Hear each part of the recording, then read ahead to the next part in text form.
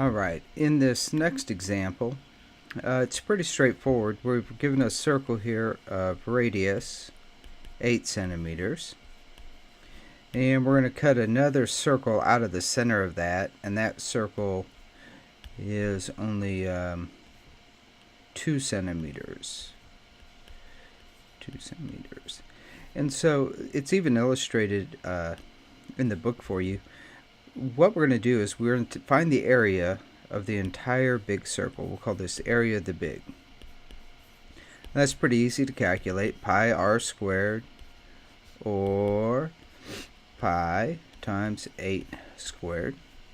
Then we're going to find the area of the small one. We'll call that area small, using the same formula, except instead of r is 8, r is only 2 in this case.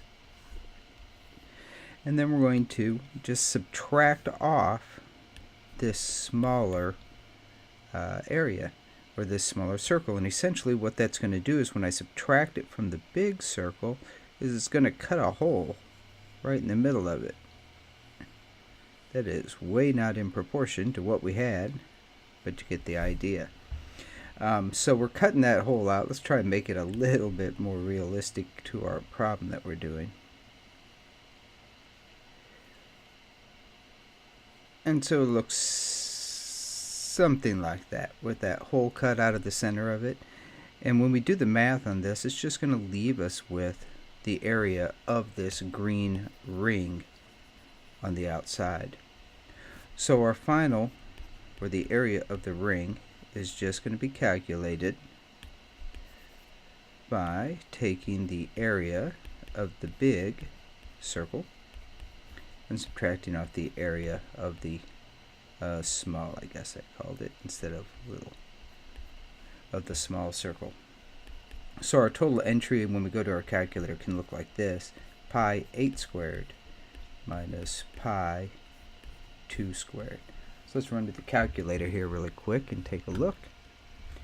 And we'll enter these things. We've got pi 3.14 times our 8 squared.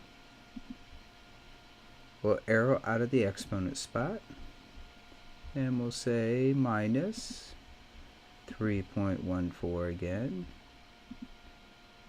but this time times a 2 squared, and we'll hit enter. And it tells us after we do the subtraction of the big circle minus the small circle, we end up with an area of 188.4. We're in centimeters here, so centimeters squared.